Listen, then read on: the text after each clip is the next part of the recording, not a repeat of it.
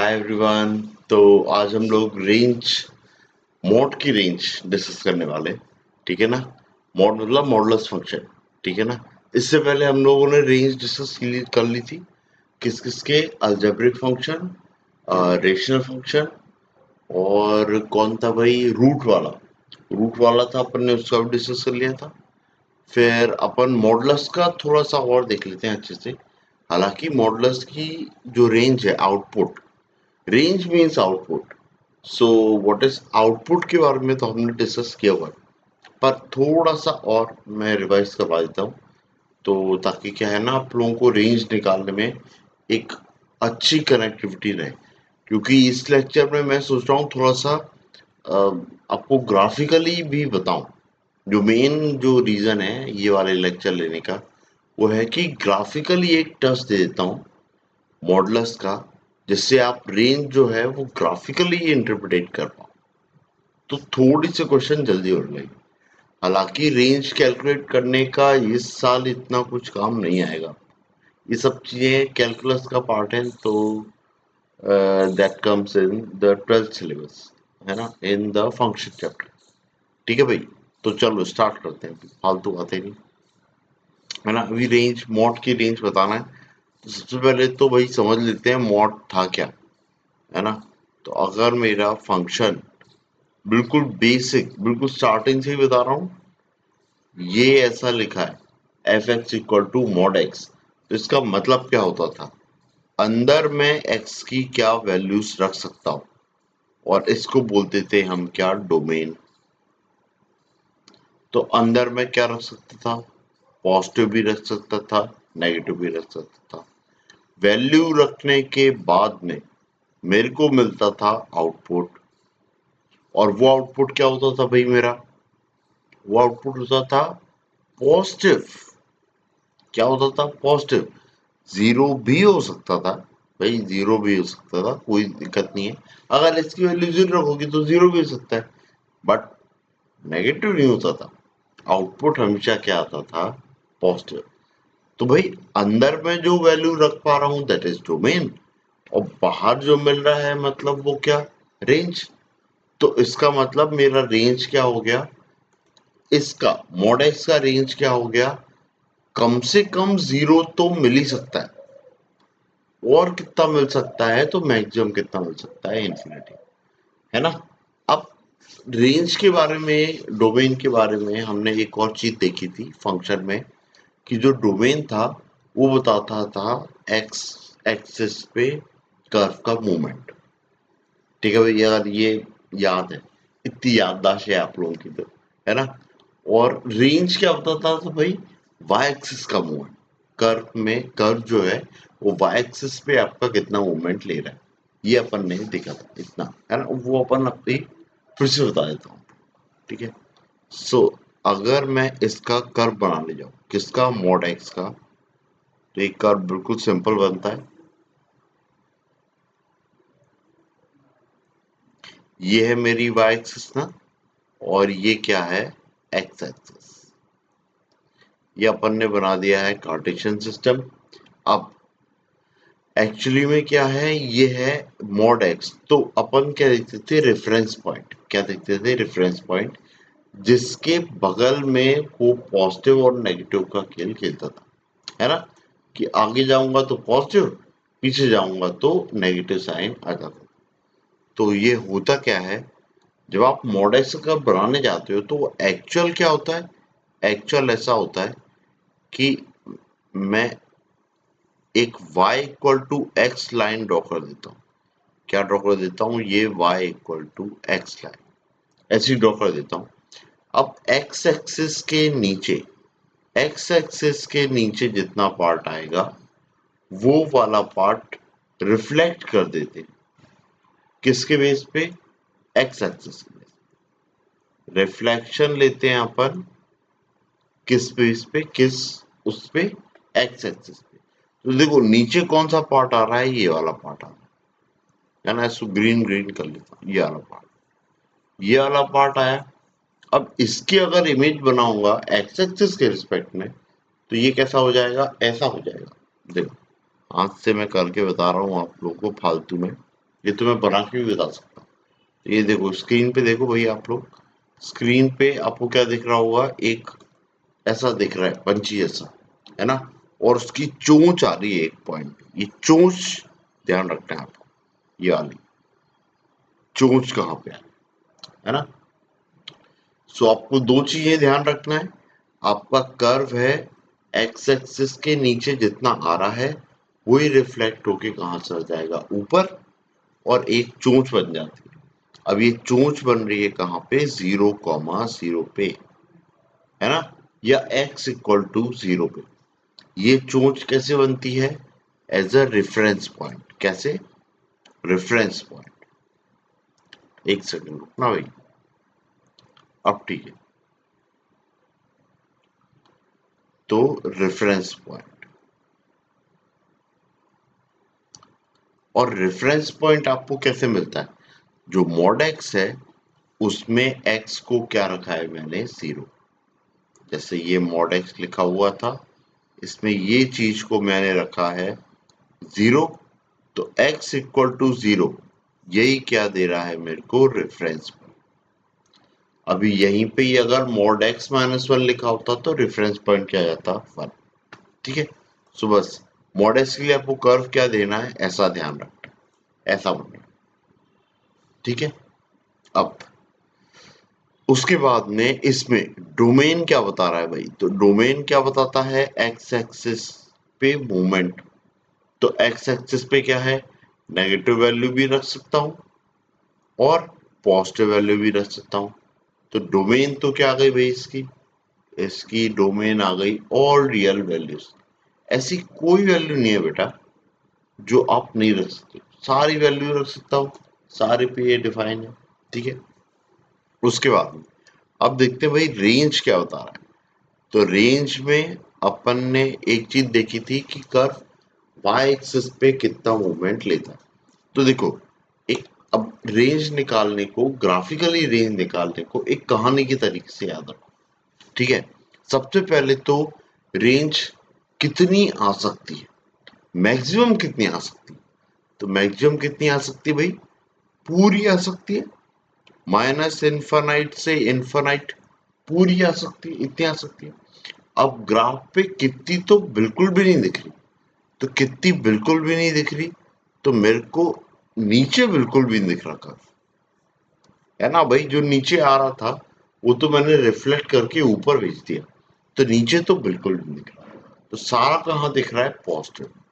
तो अब मैं देख रहा हूं कि मेरे को जीरो से मिलना स्टार्ट हुआ है, जीरो भी आ रहा है, और कहां तक जा रहा है, इनफाइनाइट तक।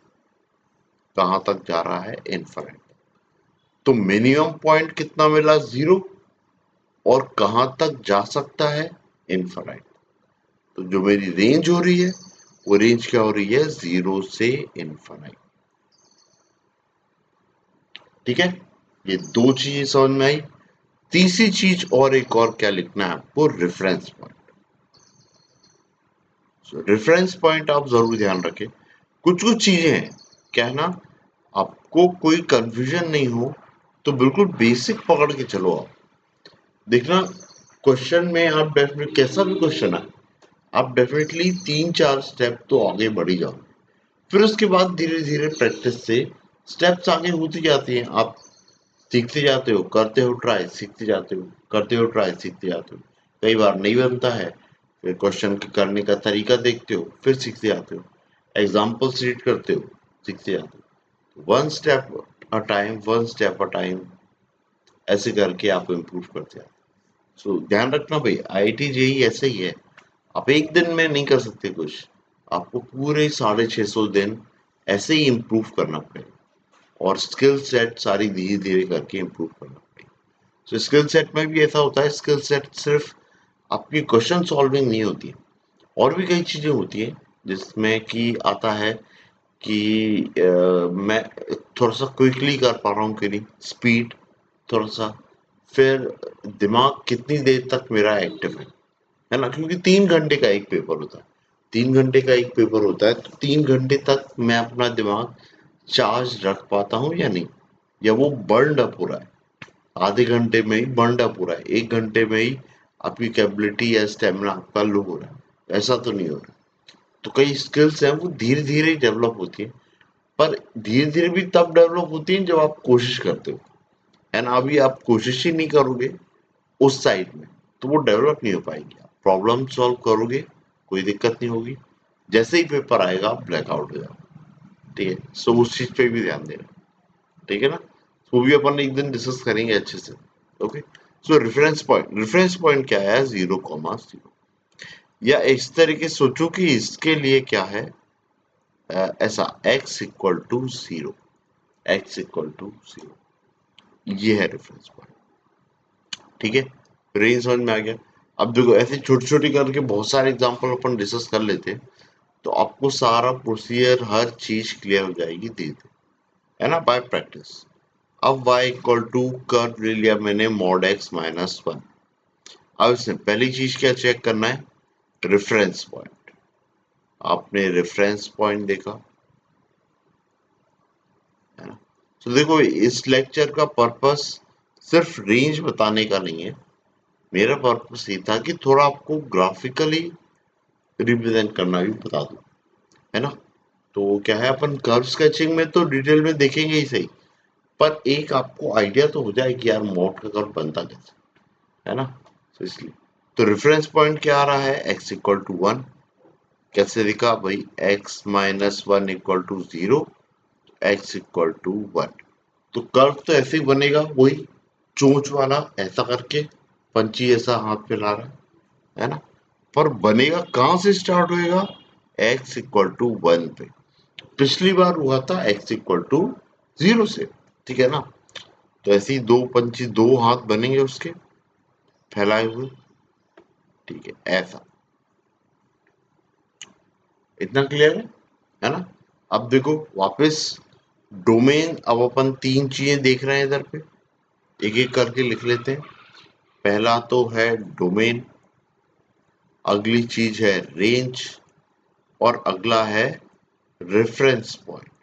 ये तीन चीजें लिख लेते हैं, है ना। और धीरे धीरे करके और इंफॉर्मेशन एडअप करते चलेंगे, है ना। सो डोमेन, भाई कर्व एक्स एक्सिस पे कितना मूवमेंट ले रहा है, तो पूरा मूवमेंट ले रहा है। ऐसी कोई ऐसी वैल्यू नहीं है जो आप नहीं रख सकते, भाई सारे रख सकते हैं। कर्व कहीं से टूट नहीं रहा है, कंटिन्यूअस चल रहा है। हालांकि एक चोंच बन रही है, लेकिन बाकी कोई दिक्कत नहीं। तो वैल्यू तो सारी रख सकता हूँ, कोई दिक्कत नहीं है, all real values. Range, range मेरे को क्या दिख रहा है, कर्व का मूवमेंट कितना दिख रहा है, इतना पूरा, 0 से इनफाइनाइट। तो प्रोसेस वैसे ही लेना है अपन को। कैसे लेना है भाई, कि मैंने पहले तो ये चेक किया कि कर्व कितना हो सकता था, तो माइनस इनफाइनाइट से प्लस इनफाइनाइट तक पूरा हो सकता था, जिसमें से कितना तो बिल्कुल भी नहीं दिख रहा है कर्व, तो नीचे वाला पार्ट बिल्कुल भी नहीं दिख रहा है ना। और ऊपर वाला पार्ट 0 से स्टार्ट हो रहा है, और 0 इंक्लूडेड है, और कहां तक जा रहा है, पॉजिटिव इनफाइनाइट। ठीक है, तो कहां, 0 से इनफाइनाइट तक हो गया। तो इसकी रेंज भी कितनी आ रही है, 0 से इनफाइनाइट। कुल मिला के अभी तक क्या समझ में आ रहा है, कि जो भी मॉडेक्स वाले कर्व हैं वो मेरे को रेंज क्या दे रहे हैं, 0 से इनफाइनाइट, ऑल पॉजिटिव वैल्यूज, है ना। और यही उसकी डेफिनेशन भी थी, डेफिनेशन के टाइम पे भी वो यही चल रहा था, है ना। अब देखो इसी कर्व में, हर कर्व में अपन थोड़ा थोड़ा चीज एडअप करते जाएंगे कि मैं और क्या सीख रहा हूँ, है ना, one step at a time, learning process, best learning process. ठीक है, अब देखो इसमें ही एक चीज और क्या बताता हूँ मैं आपको, ये पूरा कर्व दो लाइन में डिवाइडेड है ना। सो मैं यहाँ पे लिख देता हूँ, जैसे कि ये पूरा कर्व y=mod x-1, ये कर्व दो लाइनों में डिवाइड है, या दो पार्ट में डिवाइड है। इसमें ये है अपनी पहली लाइन, दैट इज 1, और ये है मेरी सेकेंड लाइन, दूसरी लाइन। ठीक है, दो लाइनें बन गई, एक तो ऐसी, एक तो ऐसी। ये है 1, और ये क्या है, सेकेंड 2। ठीक है, अब पहली लाइन जो है वो बता रही है y equal to x, sorry y equal to x minus one, है ना। और सेकेंड लाइन जो बता रही है वो क्या बता रही है, x इक्वल टू वन से पहले x माइनस वन का कर्व क्या होगा, नेगेटिव। तो ये क्या बता रही होगी, minus times of x minus one, या इसको लिख लोगे तो वन माइनस एक्स, ऐसा बता रही है। ठीक है, अब थोड़ा सोचो इन दोनों में से कौन सी लाइन है जो y एक्सिस से कट कर रही है, कौन सी कर रही है, वन माइनस एक्स। मतलब कि y equal to one minus x मेरी किसको कट कर रही है, y एक्सिस को। तो मेरे को अगर y एक्सिस से इंटरसेक्शन पॉइंट निकालना है, ये वाला, तो मैं क्या करूं, इस पॉइंट पे x कितना है, जीरो। x क्या होता है, x होता है जीरो, और जीरो पुट करूंगा तो y की वैल्यू निकल आएगी। इस कर्व में x की वैल्यू जीरो पुट करो तो y की वैल्यू आ रही है वन, तो ये जाएगा zero comma one. Zero comma one का मतलब क्या है, ये x एक्सिस से वन डिस्टेंस ऊपर की तरफ है।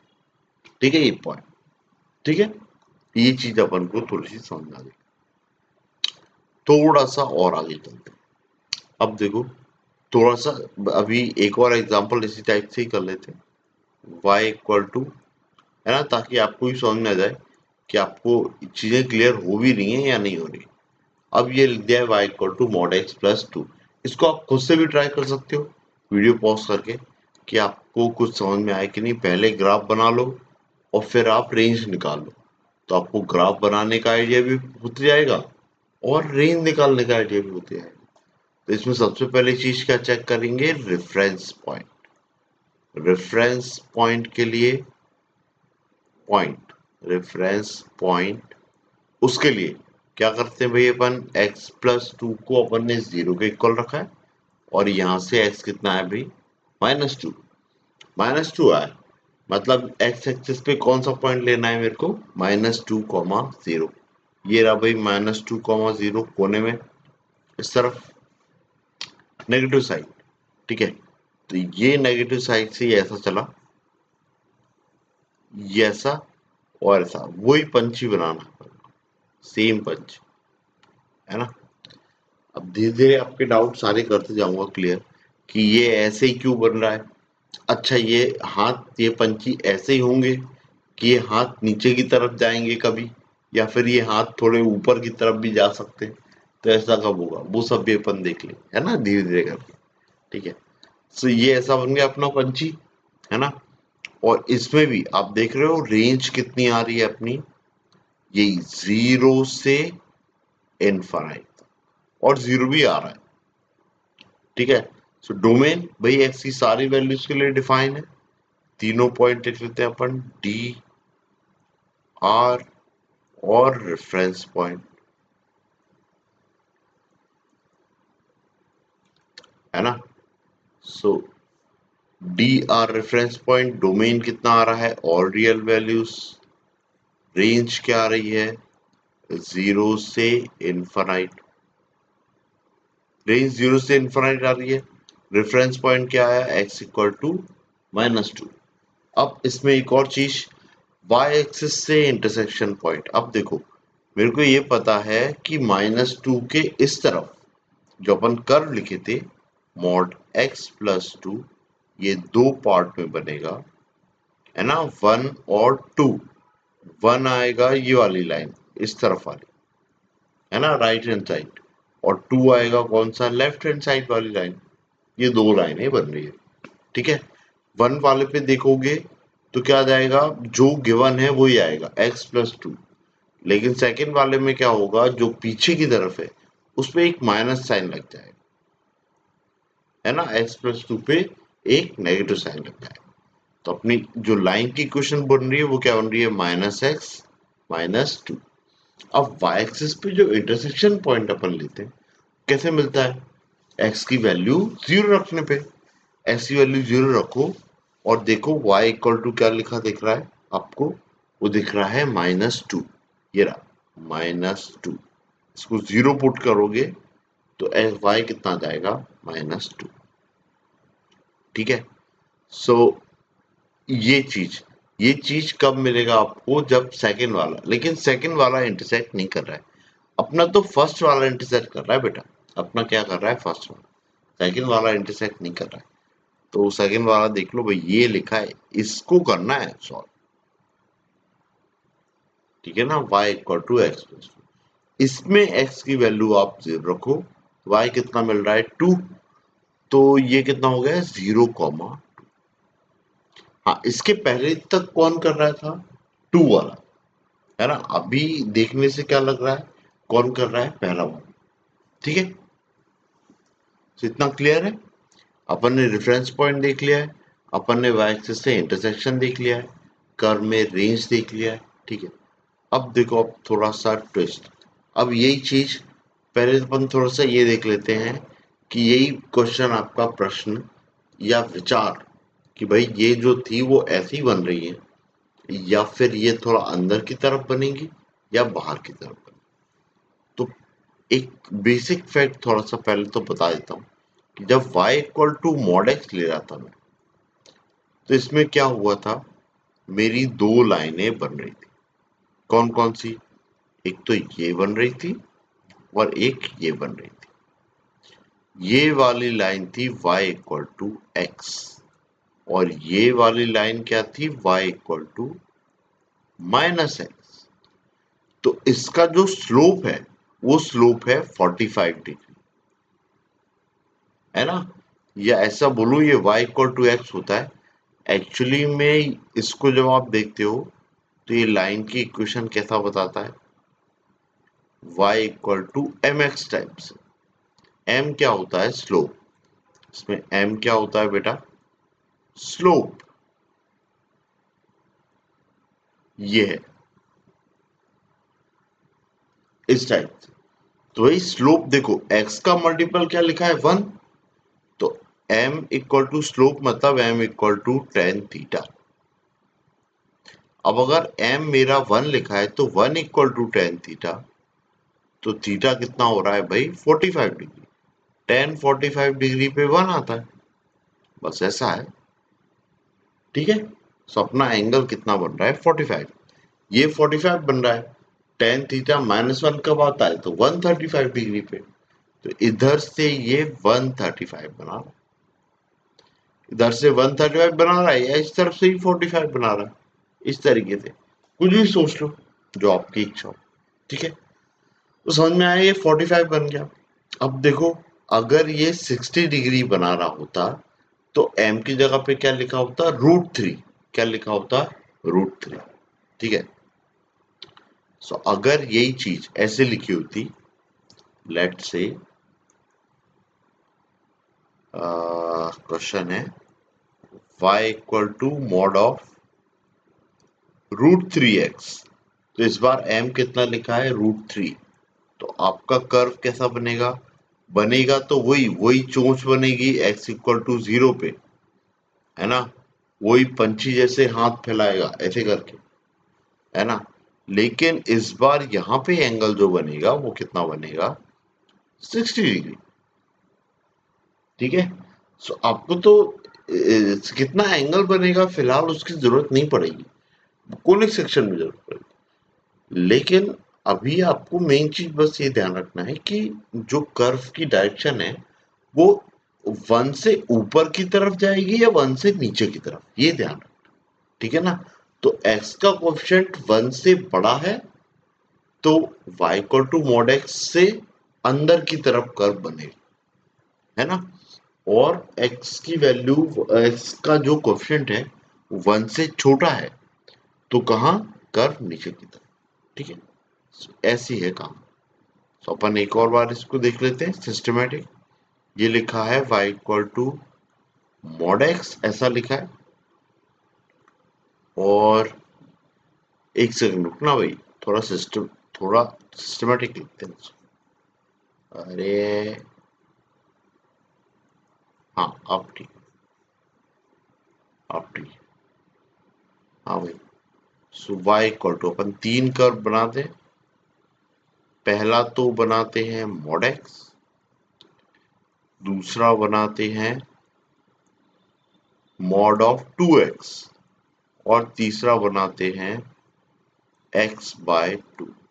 ये 3 बनाए, तीनों को कलर दे दो भाई, कलर देना बहुत जरूरी। ऊपर वाले को येलो दे देते हैं ऐसा, 2x ऐसा, और नीचे वाले को ग्रीन दे देते हैं, ठीक है, ये ग्रीन, ये ऐसा, है ना। नंबर ध्यान रखना भाई, ऊपर वाला है 2x और नीचे वाला है x/2, ठीक है। अब ग्राफ बनाते हैं, तो ये x=0, इस पे पहला जो बन रहा है mod x, ये तो कितना बन रहा है ऐसा, जिसमें ये 45, और इधर से पीछे से भी वो कितना 45 ही बना रहा है। पॉजिटिव एक्स एक्सिस से एंटी क्लॉकवाइज डायरेक्शन में 135 बना, ठीक है ना भाई। अब उसके बाद में येलो वाला 2x, तो x का जो कोएफिशिएंट है इस पे 1 था, 2x पे 2 है, तो ये ऊपर की तरफ बनेगा, ऐसा बनेगा, और ये ऐसा बनेगा, तो इधर भी ये इसके ऊपर से जाएगा ऐसा। तो अब हाथ थोड़े से ऐसे होंगे, है ना, ये y एक्सिस की तरफ पे बढ़ रहा है ऐसे करके, ठीक है। और दूसरा ग्रीन वाला है 1 से छोटा है, वो नीचे की तरफ जा रहा है, कर कितना एंगल बनाएगा उससे मतलब नहीं है फिलहाल, पर 45 से तो कम बनाएगा ऐसा। तो अब मॉडल सा कर्व क्या हो गया भाई, नीचे की तरफ हो गया, ठीक है ना। थोड़ा समझ में आया कि नहीं, ठीक है। तो अब देखो ये हो गया है, अब देखो थोड़ा सा और चैलेंजिंग बनाते हैं, चैलेंजिंग बहुत तो नहीं था कुछ, पर चेंज करते, क्वेश्चन की वैल्यूज चेंज करते हैं। तो अगला अपन क्या लिख लेते हैं, अपन ऐसा कुछ करते हैं, मॉड ऑफ 2x-3 ऐसा कुछ लिख लेते हैं, ठीक है। अब देखते हैं इसको, थोड़ा सा नीचे कर ले, गैर लगा ले भाई, ऐसी फीलिंग आती है। सो ऐसा लिखा हुआ है, y=mod ऑफ 2x-3 लिखा हुआ है। अब इसमें पहली चीज तो क्या है, रेफरेंस पॉइंट, है ना भाई। रेफरेंस पॉइंट क्या आ रहा है, 2x-3 को मैंने क्या रखा है 0, ठीक है। सो उससे x कितना आ गया है भाई 3/2, मतलब जो मेरी चोंच बनेगी वो किस पॉइंट पे बनेगी भाई 3/2 पे, है ना। तो भाई अपन ने पहले तो दोनों एक्सिस बना लेते हैं, ये दोनों एक्सिस बनाई है, इस पे 3/2 ये मेरा पॉइंट है, 3/2, 0, इस पे मेरी चोंच बनेगी और दोनों हाथ ऐसे ऐसे तो जाएंगे, ये समझ में आ गया। लेकिन आप ये देखो कि x का कोएफिशिएंट 1 से बड़ा है या छोटा है, x का कोएफिशिएंट 1 से बड़ा है, मतलब कि एक्चुअली में ये चीज अगर 45 डिग्री होती तो ये ऐसा बन रहा होता, लेकिन अभी इससे थोड़ा सा ऊपर की तरफ बनेगा, मतलब ऐसा कुछ, हाथ थोड़े से अंदर की तरफ हो जाएंगे ऐसा, ठीक है, ये ऐसा, ठीक है ना। अब ये लाइन भी दो पार्ट में डिवाइड हो रही है, दो पार्ट टूट रहे हैं, एक तो है फर्स्ट, दैट इज y=2x-3, ये वाला प्लस वाला, जिसमें प्लस 3/2 के पहले जैसे लेते थे तो एक नेगेटिव साइन लगाना पड़ता था भाई, ठीक है। सो उसमें क्या होता था, y= माइनस टाइम्स अपन 2x-3 लिखते थे, और माइनस का अंदर मल्टीप्लाई करोगे तो -2x+3 आ जाता, ऐसा कुछ था भाई, है ना। अब y एक्सिस से इंटरसेक्शन पॉइंट निकालना है, तो x को क्या पुट करूं 0, जैसे ही x को 0 पुट किया तो देखो 0 पुट किया तो y= कितना मिल गया 3, तो ये पॉइंट y एक्सिस से इंटरसेक्शन क्या बता रहा है 3। रेंज तो कोई फिलहाल चेंज नहीं दिख रहा अभी तक, रेंज पे मूवमेंट तो आपको 0 से इनफाइनाइट तक ही मिलेगा। तो अपन ने 3-4 क्वेश्चन देख लिए, और आपके दिमाग में एक विचार जो आ रहा होगा, विचार वो यही विचार होगा भाई कि सर ऐसा लग रहा है कि मॉड के सारे क्वेश्चन की रेंज तो 0 से इनफाइनाइट ही आएगी। तो अब थोड़ा सा ट्विस्ट डालते हैं, है ना। अब मैंने क्वेश्चन लिख दिया है y equal to mod x plus 1। अब देखो क्या है इसका मतलब, क्या है भाई। अभी तक मैंने क्या देखा था कि मॉड x की मिनिमम वैल्यू, इसकी मिनिमम वैल्यू ये कितनी आती थी, 0। मिनिमम वैल्यू इसकी कितनी होती थी, 0। तो ऐसा ना लिख के अपन ऐसा लिखते हैं कि मॉड x की मिनिमम वैल्यू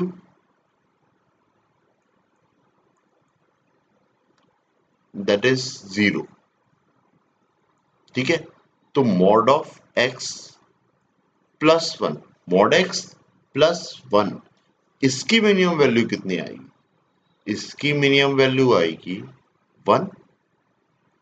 क्योंकि 1 तो एक कांस्टेंट है ना बेटा, वो अलग से ऐड किया, वो थोड़ी चेंज हो रहा है। मॉड एक्स चेंज हो रहा है, मॉड एक्स है वेरिएबल, एक्स की वैल्यू कम ज्यादा हो सकती है, पर उसमें एक तो जोड़ना ही है ना। सो अपन ने मिनिमम वैल्यू में ऐड किया, अरे यार 0 लिख दिया, सॉरी सॉरी, ये 0 नहीं होएगा भाई, ये 1 है, 1, ये 1। ठीक है, सो मिनिमम वैल्यू तो कितनी हो गई, 1। अब मैक्सिमम वैल्यू कितनी आ रही थी, इनफाइनाइट। अब इनफाइनाइट में 1 जोड़ोगे तो कोई तो फर्क नहीं पड़ेगा, उसको तो इनफाइनाइट ही रहने वाला। पर अब रेंज कहां से कहां तक हुई, minimum to maximum value, that is 1 to infinite. ठीक है भाई। सो अब देखो, अब अगर ऐसा होने वाला है तो फिर कर्व कैसा बनना चाहिए। तो जब भी ऐसा कर्व आता है तो अपन क्या करते हैं, सबसे पहले अपन बनाते हैं y equal to mod x का कर्व। सबसे पहले अपन ने कर्व किसका बनाया, मॉड एक्स का। तो मॉड एक्स का कर्व तो अपन को पता है कि उसकी चोट जो है वो x इक्वल टू 0 पे है, इधर पे, बिल्कुल ओरिजिन पे। ठीक है, अब इस कर्व में ये है मॉड एक्स का कर्व। इस कर्व में हो क्या रहा है, मैंने 1 ऐड किया है, प्लस 1 किया है, प्लस 1 किया है, तो y एक्सिस पे मेरे को कितना शिफ्ट लेना है, ऊपर की तरफ। ऊपर की तरफ कितना, 1 यूनिट। कितना, 1 यूनिट। सो ये ऐसा हो जाएगा, और 1 यूनिट ऊपर की तरफ शिफ्ट लिया तो ये कर्व ऐसा हो जाएगा। तो पहले 0,0 पे था, अब इसकी चोंच कहां बन गई है, 0,1 पे। चोंच कहां पे बन गई, 0,1 पे। पहले थी 0,0 पे। ठीक है, अब देखो, अब रेंज देखें अपन, तो भाई रेंज कहां से कहां तक जा सकती थी, माइनस इनफाइनाइट से इनफाइनाइट तक जा सकती थी। कहां से कहां तक तो बिल्कुल नहीं आ रही है, तो नेगेटिव में तो बिल्कुल भी नहीं आ रही है। लेकिन मैं देख रहा हूं कि पॉजिटिव में भी 1 तक तो नहीं आ रही है। फिर एकदम से 1 से कर्व दिखना चालू हो रहा है, और 1 से कहां तक दिख रहा है, पूरा इनफाइनाइट। तो रेंज कहां से दिख रही है, 1 से इनफाइनाइट। ठीक है, तो अपन लिख ले तीनों चीजें, तीनों चीजें लिख लेते हैं अपन फटाफट। पहला तो डोमेन, सारी वैल्यूज रख सकता हूं, ऐसी कोई वैल्यू नहीं है जो मगजमारी ले रही हो। तो सारी रेंज, ओ सारी रियल वैल्यूज। अगला रेंज, सो रेंज में क्या है भाई, 1 टू इनफाइनाइट। और reference point, so reference point कितना आ गया है भाई, reference point x equal to 0 पे ही आ रहा था, है ना। क्योंकि रेफरेंस पॉइंट मैं किसके लिए चेक करूंगा बेटा, रेफरेंस पॉइंट में चेक करता हूं x की वैल्यूज के लिए, है ना। मेरे को कोऑर्डिनेट नहीं चाहिए, एक्चुअली रेफरेंस पॉइंट पे अपन को क्या चाहिए, x की वैल्यू। सो रेफरेंस पॉइंट तो कहां मिल रहा है, x इक्वल टू 0 पे मिल रहा है, और जो पॉइंट है, पॉइंट आ रहा है दैट इज 0,1। ठीक है, एक्स इक्वल, क्योंकि रेफरेंस पॉइंट से जो सेंस था वो किसके लिए था? सिर्फ मॉडुलस वाले पार्ट के लिए। किस वाले पार्ट के लिए? सिर्फ मॉडुलस, पूरे फंक्शन के लिए नहीं है। ठीक है ना? ये हो गया रेफरेंस। क्योंकि देखो रेफरेंस पॉइंट कोई कैलकुलेट करने के लिए नहीं बोलता है, रेफरेंस पॉइंट तो मेरी सहूलियत के लिए है कि कर्व कैसे बनना है, कर्व कहाँ पे चोंच बनाएगा। रेफरेंस पॉइंट सिर्फ वो चोंच के लिए है। ठीक है ना? सो इनिशियली चोंच कहाँ बनी? 0,0 पे, वो तो शिफ्ट कर दिया है 1 यूनिट, तो कितना आ गया है? 0.0, ठीक है। अब नेक्स्ट देख लेते हैं, इसी में ही थोड़ा और स्विच करते हैं। तो अब लिखा है mod of x minus 1 plus 1, ऐसा लिखते हैं। अब देखो इसमें क्या हो रहा है, जो रेफरेंस पॉइंट है वो कितना आ रहा है? x इक्वल टू 1, ये आ रहा है। रेफरेंस पॉइंट कैसे मिल रहा है? मॉड का जो अंदर का पार्ट है उसको मैंने 0 के इक्वल रखा है, तो वो कितना बन गया है? x equal to 1। मतलब मेरा कर्व जो बनेगा मॉड ऑफ x माइनस 1 का, वो कहाँ पे बनेगा? 1,0 पे बनेगा। 1,0 पे चोंच बनेगी और एंगल कितना आ रहा होगा? 45 डिग्री। कितना? 45 डिग्री आ रहा होगा। सो ये ऐसा बनेगा यहाँ पे। अब बस इस पूरे कर्व में 1 ऐड किया है, तो आप 1 ऐड करो और ये कर्व कहाँ चला जाएगा? 1 यूनिट ऊपर। भाई ऐड किया तो ऊपर जाएगा, सब्ट्रैक्ट किया तो कहाँ जाएगा? नीचे की तरफ। तो कर्व पलटी नहीं मारेगा, ऐसा का ऐसे ही कर्व नीचे आता है ना? ऐसा का ऐसे ही नीचे सरक जाएगा। ठीक है। सो ये 1 यूनिट ऊपर सरक गया है, ये 1,0 है। इस पॉइंट को यहाँ पे ले लो, 1,1, 1 यूनिट ऊपर सरका है तो 1,1, और 1,1 पे ये कर्व ऐसा कुछ जा रहा हो। ठीक है। सो रेंज क्या मिल गई भाई? यही 1 से स्टार्ट हो रहा है और कहां तक जा रहा है? इनफाइनाइट। ठीक है। डोमेन भी पता लग गई, रेंज भी पता लग गई और रेफरेंस पॉइंट भी पता लग गया। अब इसमें एक और चीज, भाई मेरे को दो लाइनें मिल रही है, कौन सा कलर? येलो ले, येलो। तो अपने पास में ये कर्व, ठीक है। अब ये कर्व में मेरे को क्या करना है? ये कर्व में मेरे को चाहिए y एक्सिस से इंटरसेक्शन, ये वाला पॉइंट। तो ये वाला पॉइंट कैसे मिलेगा? जैसे ही x की वैल्यू क्या रखूंगा? 0। तो x की वैल्यू 0 रखू, 0 रखा तो ये कितना मिला? -1। -1 का मॉड क्या देगा? +1। कितना देगा? +1। 1 + 1 कितना? 2। तो ये पॉइंट क्या हो गया? 0, कितना हो गया? 0,2। तो अपन ने y एक्सिस से इंटरसेक्शन में निकाल दिया। ठीक है। अब एक और देख लेते हैं अपन ऐसे ही। मॉडुलस के बारे में बेसिक नॉलेज होना इसलिए भी जरूरी है कि देखो एक फियर फैक्टर जैसी चीज होती है।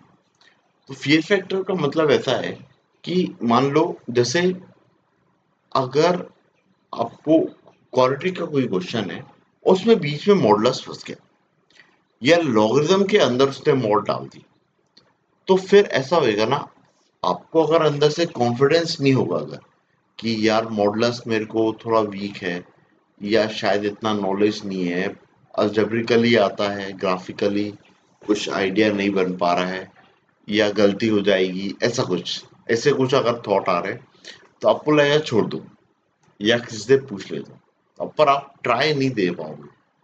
तो इसलिए आपको एक एक्चुअली बेसिक टच ही हो जाएगा, ग्राफिकल अंडरस्टैंडिंग हो जाएगी, तो समझ इम्प्रूव हो गई। अब धीरे धीरे कॉन्फिडेंस बढ़ने लगता है कि यार अटेम्प्ट तो करके देखता हूँ, बाकी बनेगा नहीं बनेगा वो बात की बात है, पर अटेम्प्ट तो करके देख। ठीक है।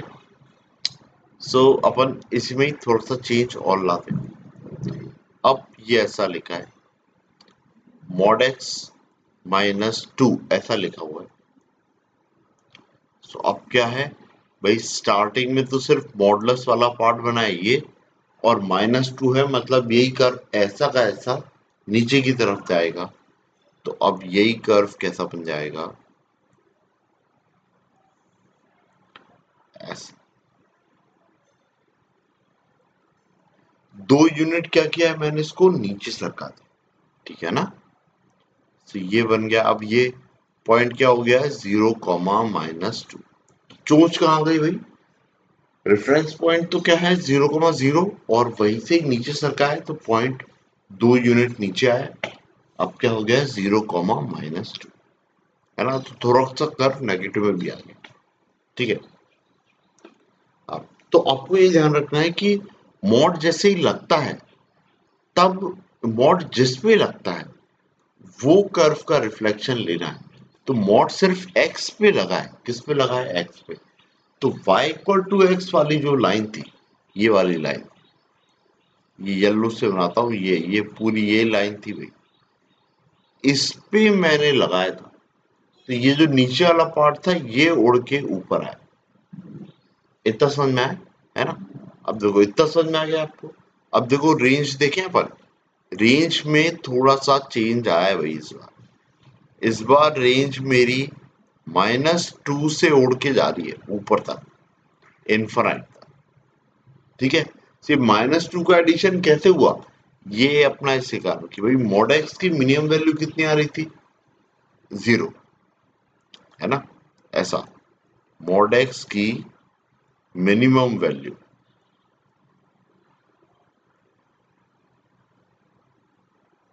ये कितनी आ रही थी, 0, ठीक है। तो मॉड एक्स -2 की मिनिमम वैल्यू कितनी आएगी भाई, इसमें से और 2 घटा दो तो कितनी हो जाएगी, -2। सिंपल सा है, ठीक है। सो मिनिमम वैल्यू -2 और मैक्सिमम कितना, इनफाइनाइट। तो रेंज जनरली ऐसे ही बताता है कि आपका कोई भी कर्व मिनिमम कितना जा सकता है और मैक्सिमम कितना जा सकता है। ये भी आप पॉइंट ऐसा ऐड कर सकते हैं, ठीक है। यहाँ पे आप एक रेंज के लिए एक पॉइंट लिख लो कि रेंज क्या होता है, minimum value to maximum. Actually मैं ये इसलिए नहीं बताना चाह रहा था मिनिमम टू मैक्सिमम वैल्यू वाला पॉइंट, क्योंकि मिनिमम टू मैक्सिमम निकालने के लिए जनरली अपन एक वो लेते हैं या कंडीशन यूज करते हैं, दैट इज डिफरेंशिएशन वाला पार्ट। स्लोप कैलकुलेट करके अपन ये पता करते हैं कि मिनिमम और मैक्सिमम कैसे आई है, और फिर कंपेयर करके अपन देखते थे कि पूरे उसमें, अब मेरे एक इंटरवल में जो इंटरवल दिया हुआ है उसमें मिनिमम कितना आ रहा है और मैक्सिमम कितना आ रहा है। तो ये पर्टिकुलर केस के लिए होता है जब क्या होता है कि मेरा डोमेन पूरी रियल वैल्यूज के बजाय कहाँ से जा रहा है, एक सर्टेन इंटरवल दिया हुआ है। तो उस केस में ये मेथड ज्यादा इम्पोर्टेंट थी, that is minimum to maximum, ठीक है। तो इसलिए वो पार्ट मैंने सोचा था कि वो पार्ट अभी जरूरी नहीं है इतना, तो वो फंक्शन में ही डिस्कस करेंगे तो वो ज्यादा बेटर होगा। पर ठीक है, लिख लो है ना, मिनिमम टू मैक्सिमम, क्योंकि कैलकुलेट अगर वो सब करना बताऊंगा तो फिर बहुत बहुत फैल जाएगा, है ना। अपन बेसिक्स नहीं पढ़ रहे होंगे, फिर अपन अपन एडवांस पढ़ रहे होंगे। एडवांस मैथ्स में भी 11th में भी एडवांस वाला पार्ट। सो फिलहाल आपको बस बेसिक का ही पढ़ने का है, ताकि क्योंकि अपन को अभी ट्रिग्नोमेट्री भी स्टार्ट करना है। अभी इसके बाद में लिमिट, डिफरेंशिएशन, इंटीग्रेशन का भी छोटा छोटा पार्ट डिस्कस करना ही है ना। और फिर उसके बाद में अपन ट्रिग्नोमेट्री स्टार्ट कर देंगे। सो वो भी कैचअप करना है जल्दी से, है ना, नहीं तो फिर अपन ये सब में ही उलझे रह जाएंगे। ठीक है। सो ये आगे भी अपनी मिनिमम वैल्यू कितनी आ गई, -2। सो डोमेन रेंज, डोमेन कितना आया था भाई, सारी रियल वैल्यूज। डोमेन रखने में कोई दिक्कत नहीं आ रही, अभी तक तो नहीं आ रही। जब तक ये डिनोमिनेटर में नहीं आता तब तक तो नहीं आ रही, है ना। सो रेंज, रेंज क्या है भाई, -2 से इनफाइनाइट, ठीक है। और रेफरेंस पॉइंट भाई पहले तो देख लो क्वेश्चन क्या था, मॉड एक्स -2 था, तो x=0 पे आ रहा था reference point.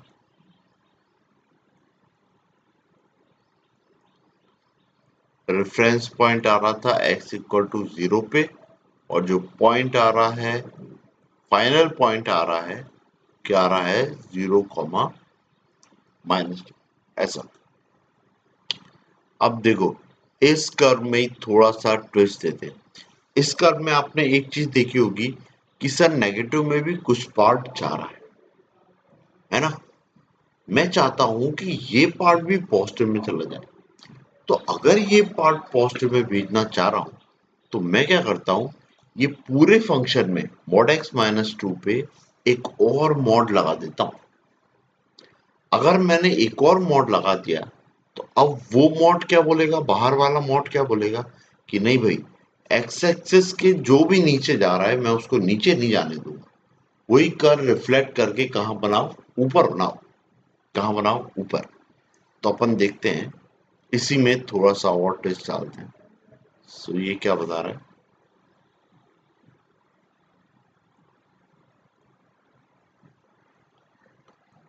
y equal to mod x minus two, और इस पे मॉड लगा दिया। तो भाई अपन बिल्कुल अंदर से चलते हैं। सबसे पहले क्या बनाया, मॉड ऐसा कर्व। तो मॉड ऐसा कर्व तो अपन ने ऐसा बना लिया था। फिर इससे अपन ने क्या चेंज किया, मॉड एक्स माइनस टू। तो सेकेंड कर्व कैसा बन गया भाई, वो 2 यूनिट नीचे सरक आया ऐसा। अब इस पे फिर से मॉड लगाया, तो जो नीचे का पार्ट है बेटा, ये वाला पार्ट ग्रीन से बनाता हूं उसको, ये वाला पार्ट जो नीचे है ये उड़ के कहा जाएगा, ऊपर की तरफ। तो ऐसा है, अब तो यही सोच लो कि ऐसा फोल्ड कर दिया मैंने। एक्स एक्सिस के रिस्पेक्ट में जो नीचे था उसको ऊपर की तरफ फोल्ड कर दिया। तो ऊपर की तरफ फोल्ड करने पे ये चीज ऐसी कुछ बन रही, ऊपर ऐसा।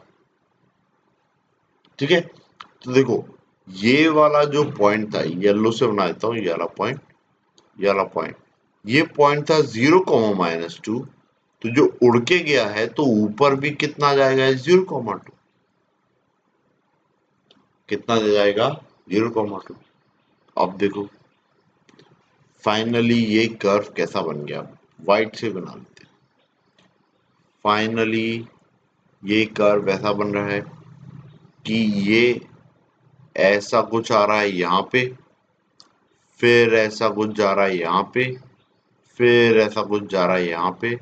और तो ये तो धमाल पिक्चर का वो बन गया, क्या बोलते हैं, डब्लू, है ना।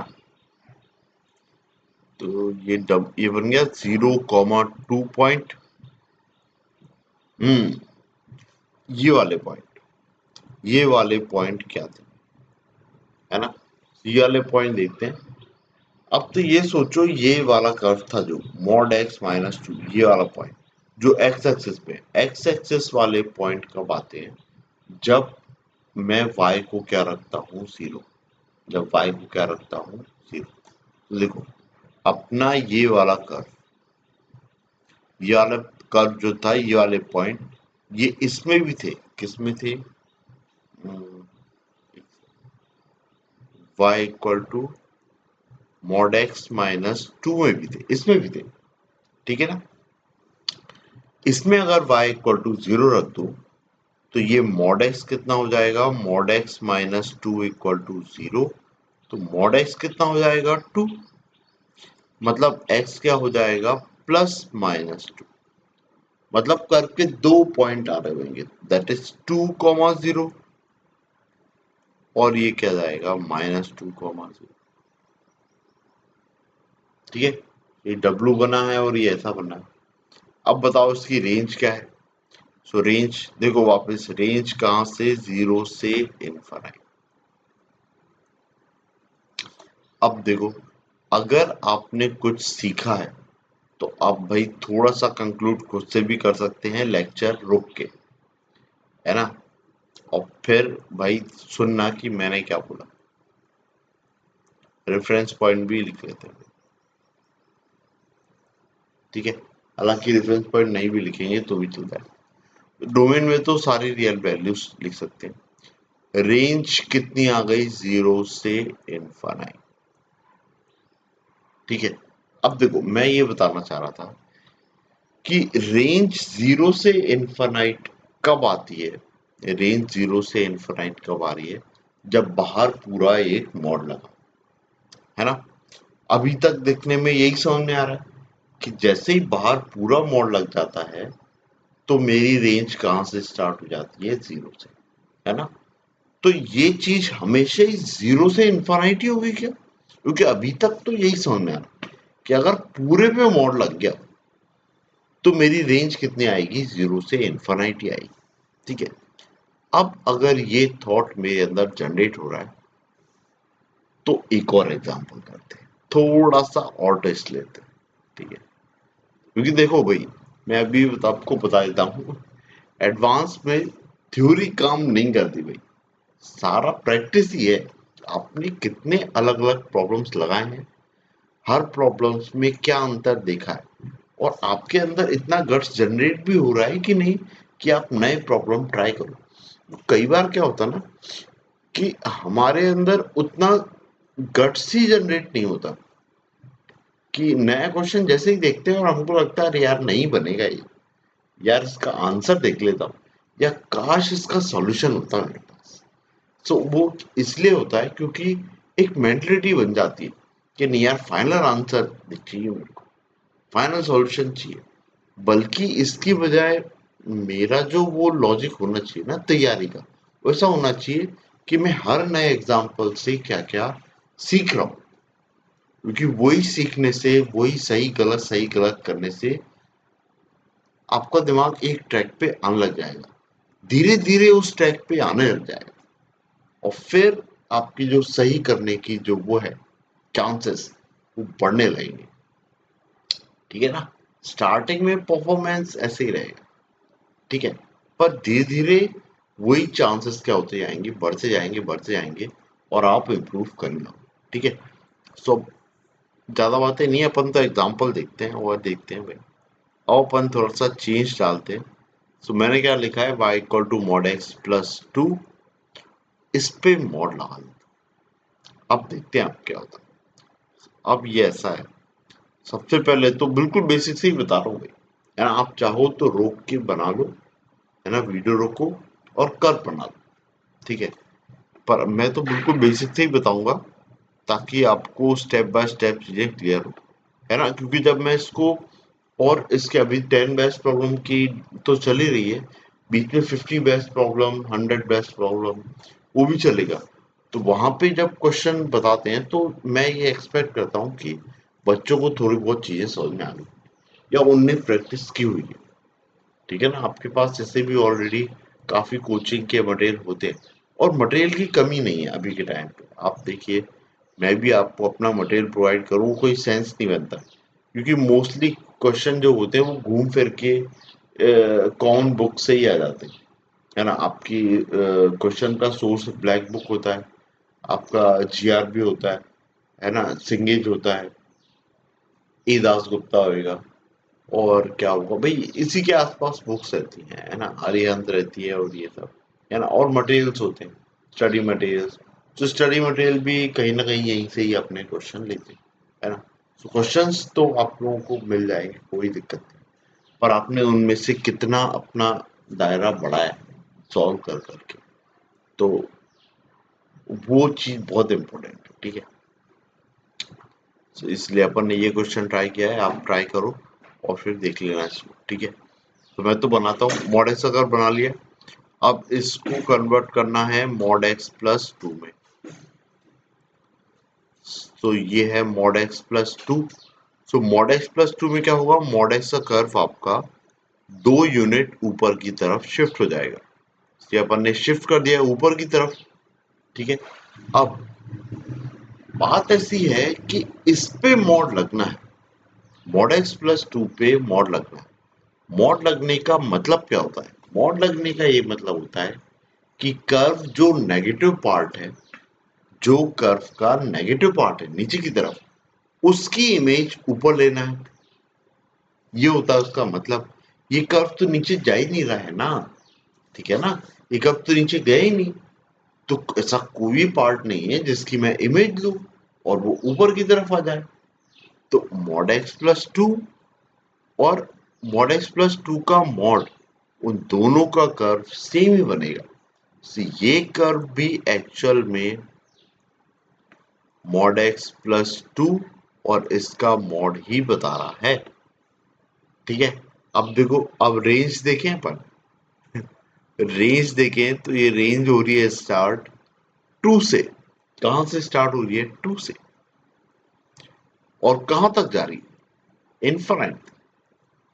ठीक है, सो जो पिछले क्वेश्चन से अपन ने निष्कर्ष निकाला था भाई, कि जब भी पूरा मोड लग जाए तो जो रेंज है वो 0 से इनफाइनाइट जाती है, तो ऐसा तो नहीं है। ठीक है, सो अभी अब सोचोगे सर ये तो सर गड़बड़ हो गई, ये तो बहुत कंफ्यूजन हो गया है। अब तो सर आप है ना ग्राफिकली नहीं, आप तो मेरे को मेथड ही बताओ कि चल क्या रहा है।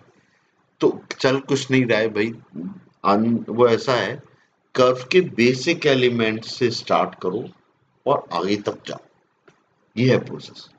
आप बेसिक एलिमेंट की रेंज बता सकते हो, तो उसमें जो जो लिखा है वो आप ऐड अप करते चलो और रेंज आपकी चेंज होती आएगी। जैसे कि अपन ने क्या देखा कि मॉड एक्स की मिनिमम वैल्यू, मॉड एक्स की मिनिमम वैल्यू वो कितनी आई थी मेरी? 0। तो मॉड एक्स प्लस 2, इसकी मिनिमम वैल्यू कितनी आ रही? इसकी मिनिमम वैल्यू आएगी एट x इक्वल टू 0, और एट x इक्वल टू 0 इसकी मिनिमम वैल्यू कितनी आएगी? दैट इज 2, है ना। अब मैं मॉड x प्लस 2 का मॉड लगा दूं, इस पे भी जो मिनिमम वैल्यू आई थी एट x इक्वल टू 0 आई थी, है ना, वो कितनी आई थी? 0। और इस पे भी मिनिमम वैल्यू आएगी, वो भी किस पे आएगी? At x equal to 0। ठीक है भाई,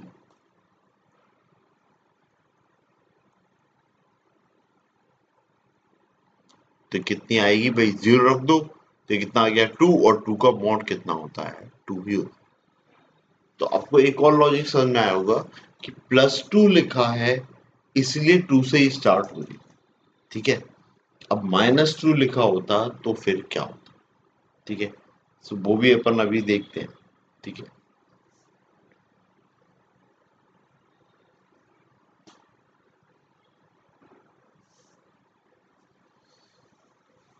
ठीक है, ये लॉजिक समझ में आ गया।